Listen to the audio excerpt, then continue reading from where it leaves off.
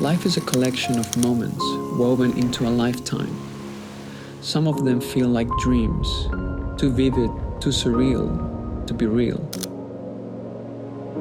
I walked through places that felt like another world, stood in the middle of nowhere, watching the sky painted in colors stolen from a Monet dream. I've lost myself in cities, unseen and unknown, yet somehow I felt at home. I've stood on the edge of mountains where the world stretches endlessly beneath my feet. I've lost myself in forests where time stands still and bathed in rivers colder than silence.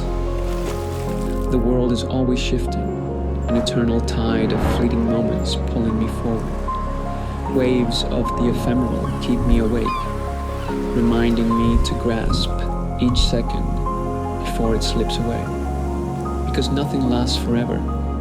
Every journey, every passing instant reshapes the way I see the world. New faces, unfamiliar languages, roads that seem to lead nowhere, but somehow place me exactly where I need to be. Because time waits for no one and my fate is already written. So I keep moving, embracing the dance of existence, knowing that each ending carries the promise of a new beginning.